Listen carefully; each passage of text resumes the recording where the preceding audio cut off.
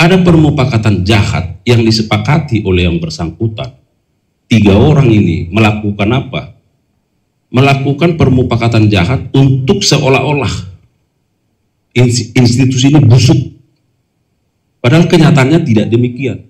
Baik, sebagai tambahan dan penegasan perlu kami sampaikan yang pertama bahwa kami juga tadi menjelaskan kepada Dewan Pers yang pertama bahwa perbuatan yang dipersangkakan kepada yang bersangkutan itu adalah perbuatan personal yang tidak terkait dengan media.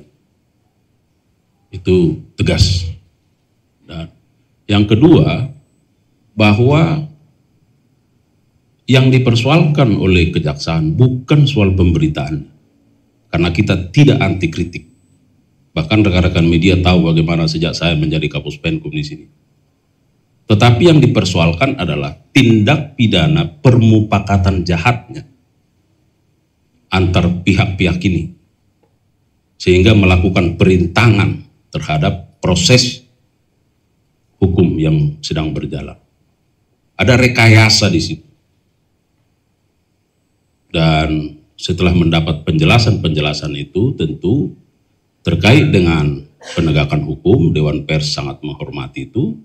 Dan kami juga menyampaikan kepada Dewan Pers bahwa terkait dengan proses etik dan penilaian terhadap karya jurnalistik, kami menghormati Dewan Pers akan melakukan itu. Jadi oleh karenanya, supaya teman-teman media yang hadir pada kesempatan ini bisa menjadi saluran informasi bagi berbagai pandangan yang barangkali ada perbedaan-perbedaan. Saya kira itu sangat demokratis sekali, tetapi harus bisa dilihat, dimaknai esensi dari penanganan perkara ini. Saya kira itu penegasan. Ya. Terima kasih untuk kehadiran Ibu Ketua dan para komisioner dari Dewan Pers dan juga dari teman-teman media. Barangkali ada beberapa pertanyaan? Silakan mulai dari depan dulu. Atau ada tambahan dari Pak Sabta? Cukup. Ya, silakan.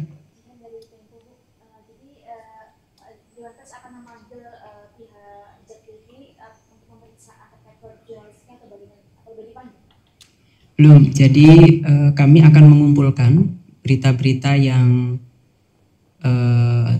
selama ini digunakan ya menurut kejaksaan tadi digunakan untuk melakukan rekayasa permufakatan jahat.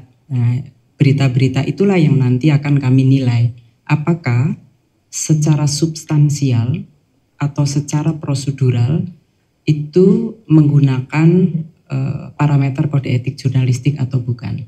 Kami ingin memastikan terlebih dahulu. Jadi dalam konteks pemeriksaan itu bisa jadi nanti kami memanggil para pihak. Kompas silakan. Kalau dari Kompas TV, untuk penegasan saja sebetulnya dari kedua pihak, dari Kejaksaan Agung maupun juga dari Dewan Pers, soal tindakan yang dilakukan oleh Direktur Pemberitaan Jak TV ini kan outputnya adalah dalam bentuk berita. Awalnya memang pemufakatan jahat, tapi outputnya dalam bentuk berita. Apakah kemudian dalam kasus ini ada kemungkinan untuk ditambahkan undang-undang pers yang akan dijeratnya kepada pelaku, atau justru cukup dengan undang-undang tipikor yang dialamatkan kepada pelaku, atau ada hal yang sebetulnya dengan mengaitkan itu dengan undang-undang pers? Baik, dari saya, karena kami yang menangani, sesuai kewenangan kami tentu diarahkan pada pasal-pasal yang ada dalam undang-undang tipikor. Makanya pasalnya pasal 21, perintangan terhadap itu. Nah, kalau misalnya nanti dilihat oleh Dewan Pers, ya, ini pandangan saya nih, bahwa ada bentuk-bentuk lain, apa etik, apa pasal lain yang terkait, barangkali kita lihat kewenangan siapa. Ya, tapi saya kira bahwa ini kan satu perbuatan. Tapi satu perbuatan yang menurut kami ini lebih kepada perbuatan tipikor dalam konteks perintangan, obstruction of justice. Bahwa di situ tadi seperti yang sampaikan Ibu Ketua ada perbuatan etik, barangkali kita lihat. Itu dari saya, barangkali ada. Ya, kalau terkait Undang-Undang 40, kembali kewenangannya ke Dewan Pers ya. Untuk dua hal tadi, menilai substansi berita dan menilai perilaku jurnalis. Karena jurnalis ini kan ketika oleh Dewan Pers dinilai memiliki kompetensi, apakah itu berkompetensi muda, madya, dan utama, itu dengan seluruh tanggung jawab dan kewajiban untuk menjalankan kode etik dan undang-undang, termasuk peraturan-peraturan yang dikeluarkan oleh Dewan Pers. Manakala mereka terindikasi melakukan pelanggaran, maka Dewan Pers juga memiliki bentuk sanksi terhadap perilaku yang melakukan pelanggaran ini. Bisa pencabutan terhadap kartu kompetensinya. Begitu. Makasih. Silakan. Ada ditambahkan dikit. Silakan. Ya, jadi produk dari yang bersangkutan, saya izin ketua bahwa tidak selalu berita di situ. Yang kami dengar dari kejaksaan bisa berupa yang lain, termasuk tindakan-tindakan yang sepertinya sekarang ini di luar tugas jurnalistik gitu ya, seperti bikin konten barangkali atau istilahnya menggerakkan orang untuk melakukan semacam rekayasa demo misalnya sebagainya. Satu lagi yang juga kami akan telusuri adalah persoalan uang, penerimaan uang yang diberikan kepada yang bersangkutan. Itu tentu memang kalau untuk kasus hukumnya ada di kejaksaan, nanti Ibu Ketua seperti sudah sampaikan tadi bahwa akan kami teliti seperti apa. Karena itu menyangkut profesionalitas.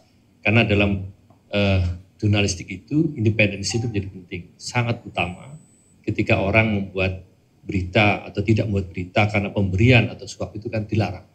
Seperti itu. Silakan. Baik, terima kasih Pak Kapus dan Ibu Ketua. Izin saya Fadil dari Kumparan.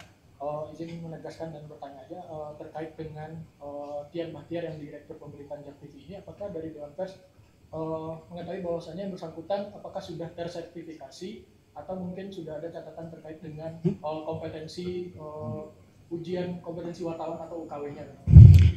Posisi direktur itu mensyaratkan yang bersangkutan harus memiliki kartu utama, satu. Yang kedua, yang bersangkutan menjadi anggota dari Ikatan Jurnalis TV Indonesia. Nah, nanti akan kami cek ulang ya apakah pemenuhan prasyarat itu, karena kami juga akan mengundang IJTI ya untuk menjelaskan kepada kami keanggotaan yang bersangkutan. Terima kasih. Ini silakan terakhir. Saya tadi dari penjelasan aja Pak. Ini kan masyarakat mengalami bahwa penetapan tersangka ini lantaran membuat sentimen negatif ke Kejagung Pak. Nah, jadi ada anggapan bahwa jika jurnalis membuat berita ke Kejagung itu bisa ditangkap atau menjadi tersangka. Nah, mungkin biar clear Pak ada penjelasan dari Kejagung. Nah baik, terima kasih. Jadi itu tadi yang saya sampaikan. Kejaksaan tidak pernah anti kritik. Itu harus digarisbawahi betul. Ya, bahkan kita selalu menjadikan media menjadi tempat kita untuk bertanya dan merefleksi diri. Dalam berbagai forum dan kesempatan, saya kira rekan-rekan media bisa melihat bagaimana kita dengan tagline accessibility, ya, kemudahan-kemudahan media untuk melakukan eksplorasi sesuai dengan tugasnya jurnalistik terkait dengan kejaksaan. Satu. Yang kedua, bahwa kami juga tidak anti kritik yang disampaikan oleh masyarakat. Setiap hari kita menerima demonstrasi. Dan dari semua itu kita salurkan ke pimpinan. Dan kita analisis, kita tindak lanjuti. Karena kita begitu peka terhadap kepentingan masyarakat. Yang ketiga, bahwa harus dilihat kontekstualnya dari perkara ini. Sebagaimana yang sudah kami sampaikan tadi, ada permufakatan jahat yang disepakati oleh yang bersangkutan. 3 orang ini melakukan apa? Melakukan permufakatan jahat untuk seolah-olah institusi ini busuk. Padahal kenyataannya tidak demikian. Dengan informasi yang tidak benar, dikemas. Untuk apa? Mempengaruhi public opini. Kemarin saya sudah sampaikan bahwa ada 3 peran yang dimainkan oleh para pelaku ini. Peran sebagai tim juridis yang berhadapan langsung dengan aktivitas persidangan, proses peradilan, tetapi ada peran social engineering. Coba rekan-rekan media bisa bayangkan, apa yang tidak kami lakukan, tapi dinyatakan seolah-olah kami lakukan. Semua dalam rangka apa? Pelemahan terhadap institusi. Untuk apa? Untuk penanganan perkara supaya sesuai dengan kehendaknya. Ada peran tim non-juridis. Karena kita tahu, pasal sangkalnya ada 60 miliar. Dari proses hukum terkait dengan dugaan suap dan atau gratifikasi. Nah, berkali-kali saya sampaikan bahwa peran dari ketiga orang ini pada akhirnya apa? Mempengaruhi bagaimana pandangan-pandangan masyarakat, bagaimana pandangan termasuk pandangan peradilan terhadap institusi kejaksaan karena melakukan mobilisasi massa.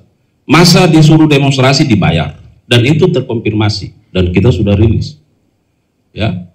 Ada pembuatan konten, ada pembuatan talk show yang seolah-olah itu diramu menjadi sesuatu pembenaran, padahal tidak demikian.